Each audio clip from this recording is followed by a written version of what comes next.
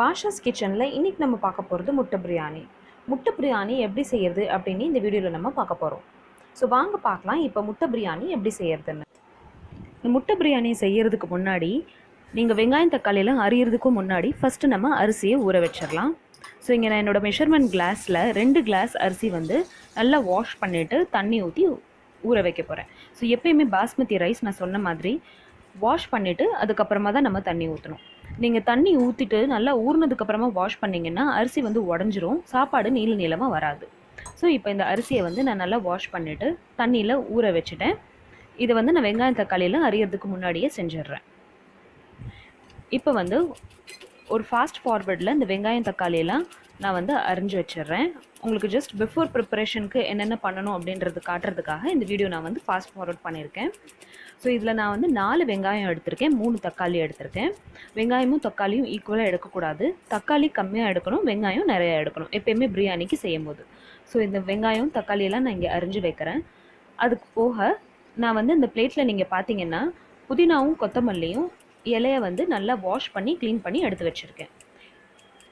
So இந்த பிரியாணி செய்கிறதுக்கு தேவையான பொருள் எல்லாமே நான் கட் பண்ணி எடுத்து வச்சாச்சு. அடுத்து வந்து இஞ்சி பூண்டு வந்து நான் என்ன பண்ண போகிறேன்னா நல்லா இடிச்சுக்க போகிறேன். ஸோ இஞ்சி பூண்டு யூஸ்வலாக நான் பேஸ்ட் தான் அரைப்பேன். ஸோ நம்ம இது முட்டை பிரியாணி கொஞ்சம் நல்ல ஃப்ளேவர் வரணும் அப்படின்றதுக்காக இந்த இஞ்சியும் பூண்டையும் நல்லா வந்து இந்த கல் வச்சு நல்லா தட்டிடுறேன். தட்டி நல்லா கொஞ்சம் ஃப்ளாட் பண்ணிவிட்டு இதை வந்து நல்லா இடிச்சுக்கணும். நம்ம டீ போடுறதுக்கு எப்படி நம்ம இடிப்போமோ அந்த அளவுக்கு நல்லா இதை நீங்கள் இடிச்சுக்கோங்க. இஞ்சி பூண்டு வந்து உங்களுக்கு இந்த மாதிரி இடித்து வாயில் மாட்டுச்சுன்னா எனக்கு பிடிக்காது அப்படின்னு நினச்சிங்கன்னா மட்டும் இஞ்சி பூண்டு பேஸ்ட்டு நீங்கள் பேஸ்ட்டாகவே போட்டுருங்க. இந்த மாதிரி இடித்து போடணும்னு அவசியம் இல்லை. ஸோ இது ஆப்ஷனல் தான், ஜஸ்ட் இந்த முட்டை பிரியாணிக்கு நல்ல ஃப்ளேவர் கொடுக்கும் அப்படின்றதுக்காக தான். இப்போ நான் இதெல்லாம் க்ளீன் பண்ணி எடுத்து வச்சிடுறேன். இப்போ நம்மளோட இந்த கட்டிங் போர்டையும் எடுத்து வச்சிடலாம். இப்போ நம்ம கட் பண்ணுறதுக்கு வேறு எதுவும் இல்லை, எல்லாமே நம்ம அரிஞ்சு எடுத்து வச்சாச்சு. ஸோ இப்போ நம்ம பிரியாணி செய்கிறதுக்கு பிஃபோர் ப்ரிப்ரேஷன் இது எல்லாமே நம்ம செஞ்சு முடிச்சாச்சு. வெங்காயம் தக்காளி புதினா கொத்தமல்லி அரிஞ்சு வச்சாச்சு, இஞ்சி பூண்டு ரெடி ஆயிடுச்சு, அரிசியும் ஊற வச்சாச்சு. இப்போ நம்ம இந்த முட்டை பிரியாணிக்கு ஃபஸ்ட்டு நம்ம முட்டையை வேக வைக்கணும். ஸோ அதுக்கு நான் ஒரு பாத்திரத்தில் இங்கே தண்ணி ஊற்றிக்கிறேன். தண்ணி ஊற்றிட்டு இதில் வந்து நான் ஒரு 4 முட்டை வந்து வேக வைக்கிறேன். உங்களுக்கு வேணும்னா நிறையா முட்டை கூட நீங்கள் போட்டுக்கலாம். ஸோ நான் சொன்ன மாதிரி நான் 2 கிளாஸ் அரிசி எடுத்திருக்கேன். 2 கிளாஸ்ன்றது அந்த கிளாஸோட மெஷர்மெண்ட் பார்த்தீங்கன்னா 1/2 கிலோ. ஸோ 1/2 கிலோ அரிசிக்கு 1/2 கிலோ அரிசி வீட்டில் இருக்கிற 4 பேர் 5 பேர் தாராளமாக சாப்பிட்லாம். ஸோ உங்களுக்கு வேணும்னா இன்னும் கொஞ்சம் நிறையா கூட நீங்கள் முட்டை போட்டுக்கலாம். ஸோ இந்த முட்டையை வந்து நல்லா நான் உப்பு போட்டு வேக வைக்க போகிறேன். இப்போ நம்ம அரிசியும் வடிச்சுக்கலாம். ஸோ ஒரு பர்னரில் நான் வந்து முட்டையை வேக வைக்க போகிறேன். இன்னொரு பர்னரில் நான் வந்து அரிசியை வேக வைக்க போகிறேன். ஸோ இந்த அரிசிக்கு வந்து கரெக்ட் மெஷர்மெண்ட் தண்ணி ஊற்றணும் அப்படின்னு அவசியம் இல்லை.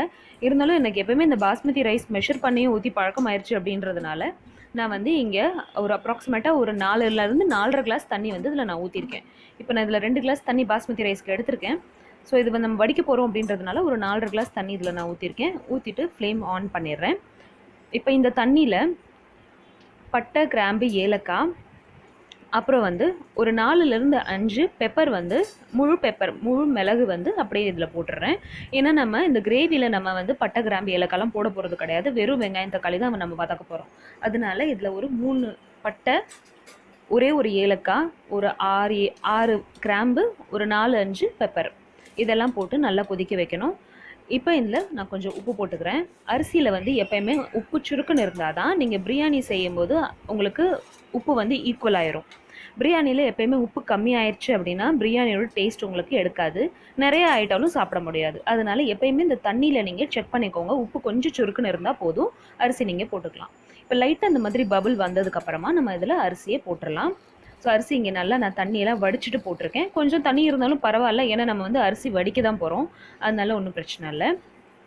ஸோ இப்போ நான் எல்லா அரிசியும் இந்த தண்ணியில் போட்டுடுறேன். நல்லா சாப்பாடு வந்து நல்லா ஊறிடுச்சு, ஒரு 20 நிமிஷம் நல்லா ஊறியிருக்கும். இப்போ வந்து பாயில் ஆகிட்டு இது நல்லா வேக வச்சிடலாம். கரெக்டாக ஒரு 5 மினிட்ஸில் பார்த்தீங்கன்னா ஃபுல்லாக வந்து பாயில் ஆக ஆரம்பிச்சிடும். அங்கே வந்து முட்டையும் எனக்கு வெந்துருச்சு. ஸோ நான் ஆஃப் பண்ணிட்டேன். இப்போ நல்லா பாயில் ஆக ஆரம்பிச்சிருச்சு. ஆனால் அரிசி வந்து நீளமாக ஆயிருக்கு, ஆனால் வந்து இன்னும் கொஞ்சம் அரிசியாக தான் இருக்குது, இன்னும் நல்லா கொஞ்சம் வேகணும். ஸோ இன்னும் ஒரு 5 நிமிஷத்துக்கு 4லேருந்து 5 நிமிஷம் ஆகும். ஏன்னா ஒரு அரிசி ஒரு மாதிரி வேகும். அதனால நீங்கள் இதை பக்கத்துலேயே நின்று பார்த்துக்கணும் இந்த அரிசி வந்து வெந்துருச்சா அப்படின்றது. ஸோ இதே மாதிரி இந்த பதத்தில் நம்ம எடுத்துடலாம். கொஞ்சம் நீளமாக இருந்தாலும் பரவாயில்ல, நம்ம வந்து தம் தான் வைக்க போகிறோம், அதனால அரிசி வந்து சாஃப்டாக ஆயிரும். இப்போ வந்து நீளமாகவும் இருக்குது. அரிசி வந்து ஒரு 80% வந்து நல்லா வெந்துருச்சு. ஸோ இந்த மாதிரி உங்களுக்கு அரிசி எப்போ இந்த மாதிரி மேலே உப்பி வருதோ அப்போவே வந்து அரிசி வந்து வெந்த பதத்துக்கு வந்துருச்சு அப்படின்னு அர்த்தம். ஸோ இதை நான் இப்போ நல்லா ட்ரெயின் பண்ணி எடுத்து வச்சுறேன். இப்போ நம்ம கிரேவி செஞ்சிடலாம். ஸோ கிரேவி செய்கிறதுக்கு இங்கே நான் ஒரு ப்ரெஷர் குக்கர் எடுத்திருக்கேன். ப்ரெஷர் குக்கரில் ஒரு 4லேருந்து 5 டேபிள் ஸ்பூன் வரைக்கும் நான் எண்ணெய் ஊற்றிருக்கேன். எந்த எண்ணெய்னாலும் நீங்கள் இதுக்கு ஊற்றிக்கலாம். ஸோ எண்ணெய் ஊற்றிட்டு இதுக்கப்புறமா இதில் இந்த இஞ்சி பூண்டு நம்ம இடித்து வச்சுருக்கோம் இல்லையா, அதை வந்து இதில் நான் போட்டுடுறேன். இந்த இஞ்சி பூண்டு ஒரு 2லேருந்து 3 நிமிஷம் நல்லா எண்ணெயில் ரோஸ்ட் ஆகணும். இந்த இஞ்சி பூண்டு நான் ஏற்கனவே உங்களுக்கு சொன்ன மாதிரி இந்த இடித்தது உங்களுக்கு பிடிக்கல அப்படின்னா நீங்கள் பேஸ்ட்டாக கூட போட்டுட்டு ஆயிலில் நல்லா ரோஸ்ட் பண்ணிக்கோங்க. நல்லா ப்ரௌனாக ரோஸ்ட் ஆனதுக்கப்புறமா இதை நம்ம நறுக்கி வச்சுருக்க 4 வெங்காயமும் 4 பச்சை மிளகாவையும் இதில் நான் போட்டுடுறேன். ஸோ பச்சை மிளகா உங்களோட காரத்துக்கு ஏற்றப்ப நீங்கள் அட்ஜஸ்ட் பண்ணிக்கலாம். இதுவே உங்களுக்கு இப்போ நார்மலாக நம்ம இதில் சில்லி பவுடரும் போட போகிறோம் அப்படின்றதுனால நான் 4 பச்சை மிளகா தான் போட்டிருக்கேன். வெங்காயம் நல்லா சாஃப்ட் ஆகணும், நல்லா வதங்கணும். ஸோ நல்லா வதக்கிக்கலாம். ஒரு 5 நிமிஷம் ஆகும் இது வதங்குறதுக்கு, ஏன்னா ப்ரெஷர் குக்கர் வந்து பெருசு அப்படின்றதுனால. ஸோ இப்போ பார்த்தீங்கன்னா அரிசி இங்கே நல்லா வடிச்சிட்டு நான் ஆற வச்சுட்டேன். இதை ஆற வைக்கலை அப்படின்னா வந்து சாப்பாடு ரொம்ப குழஞ்சிரும். அதனால இதை நான் வந்து 2 பிளேட்டில் போட்டு ஃப்ளாட் பிளேட்டில் போட்டு ஆற வச்சுட்டேன். ஆற வச்சுட்டு இப்போ நான் இதில் தக்காளி போட்டு இந்த கிரேவியில் தக்காளியை போட்டுட்டு அதையும் நல்லா வதக்கிக்கிறேன். இப்போ இந்த தக்காளி வந்து கொஞ்சம் சாஃப்ட் ஆகணும், நல்லா வதங்கணும். இப்போ வெங்காயம், தக்காளி, இஞ்சி பூண்டு பேஸ்ட்டு, பச்சை மிளகா எல்லாமே நம்ம இதில் போட்டாச்சு. இப்போ வெங்காயம் தக்காளி நல்லா வதங்கினதுக்கப்புறமா இதில் நான் ஒரு 1/2 டேபிள் ஸ்பூன் வந்து மிளகாத்தூள் சேர்த்துக்கிறேன். இது வெறும் மிளகாத்தூள் தான், அதை நீங்கள் சேர்த்துக்கணும். 1/2 டேபிள் ஸ்பூன் இதில் கரம் மசாலா பவுடர் சேர்த்துக்கிறேன். கரம் மசாலா பவுடர் எதுனாலும் நீங்கள் சேர்த்துக்கலாம். நான் வந்து எவரெஸ்ட் சேர்த்துருக்கேன். இந்த கிரேவிக்கு தேவையான உப்பு மட்டும்தான் இதில் நம்ம சேர்க்க போகிறோம். அரிசியில் நல்லா ஏற்கனவே நம்ம நல்லாவே உப்பு போட்டுட்டோம். அதனால இந்த வெங்காய தக்காளிக்கு எவ்வளோ உப்பு வேணுமோ அது மட்டும் நீங்கள் போட்டால் போதும். ஸோ அந்த வெங்காயம் தக்காளியோட இந்த மசாலாவும் கொஞ்சம் ஒரு 3லேருந்து 4 நிமிஷம் நல்லா கொஞ்சம் வேகணும். ஸோ அதுக்காக நான் ஒரு 1/4 கிளாஸ் தண்ணி ஊற்றிக்கிறேன். ரொம்ப நிறைய ஊற்ற வேண்டாம், ஜஸ்ட் தண்ணி நல்லா ஸ்ப்ரெட் ஆகிற அளவுக்கு ஊற்றினா போதும். 1/4 கிளாஸ் தண்ணி ஊற்றிட்டு இந்த மசாலாவெல்லாம் நல்லா அதில் நான் வேக வைக்க போகிறேன். ஸோ இப்போ மசாலாலாம் வெந்துட்டுருக்கு. ஒரு 3லேருந்து 4 நிமிஷம் ஆயிடுச்சு. இந்த 3-4 நிமிஷம் ஆனதுக்கப்புறமா நம்ம வந்து வடித்து எடுத்து வச்சுருக்கிற அரிசியை இது மேலே நம்ம போட போகிறோம். கொஞ்சம் தண்ணியாக அந்த மாதிரி இருந்தாலும் பரவாயில்ல, அடியில் உங்களுக்கு பிடிக்காமல் இருக்கும். நிறைய எண்ணெய் இருக்குது, அதனால சுத்தமாக இது கண்டிப்பாக அது அடியில் பிடிக்காது. இப்போ நான் ஒரு 2 பிளேட்டில் நான் அரிசி எடுத்து வச்சுருந்தேன். அதோட ஒரு பிளேட் அரிசி வந்து இதில் நான் அப்படியே இதில் மேலே வந்து இந்த கிரேவி மேலே அப்படியே ஸ்ப்ரெட் பண்ணிடுறேன். அந்த பட்டை, கிராம்பு, ஏலக்காய், அந்த பெப்பர்கார்ன்ஸ் எல்லாமே சேர்த்தே நீங்கள் வந்து இதில் நீங்கள் போட்டுருங்க. அப்போ தான் நல்ல ஒரு ஃப்ளேவர் கிடைக்கும். இப்போ இந்த ஒயிட் ரைஸ்க்கு மேலே புதினாவும் கொத்தமல்லியும் கொஞ்சம் நான் அதில் வச்சிடுறேன். இந்த புதினாவும் கொத்தமல்லியும் அப்படியே வச்சிட்டோன்னா நல்ல ஃப்ளேவர் கிடைக்கும்.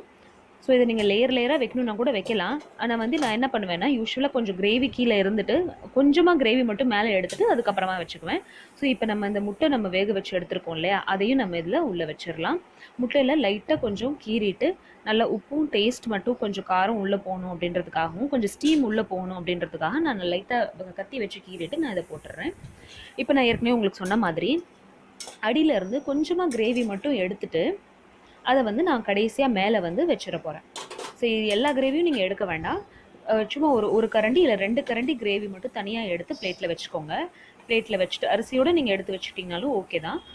பிளேட்டில் எடுத்து வச்சுட்டு மற்ற அரிசியெல்லாம் அந்த மாதிரி நல்லா ஸ்ப்ரெட் பண்ணிவிட்டு அதுக்கப்புறம் நம்மக்கிட்ட ஏற்கனவே இன்னொரு பிளேட் அரிசி இருக்குது, சாப்பாடு இருக்குது. ஸோ அந்த சாப்பாடையும் இதில் வந்து நம்ம நல்லா ஸ்ப்ரெட் பண்ணிடுறோம்.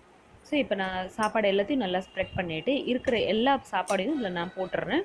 போட்டுட்டு இப்போ வந்து என்னோடய ஃப்ளேம் வந்து பார்த்திங்கன்னா மீடியமில் தான் இருக்குது. நான் இப்போ மீடியம் ஃப்ளேமில் தான் வச்சுருக்கேன். இதே மாதிரி இந்த கொத்தமல்லியும் புதினாவையும் அதே மாதிரி ஸ்ப்ரெட் பண்ணி வச்சிடலாம். உங்களுக்கு வேணும்னா நீங்கள் சாப் பண்ணிக்கலாம்.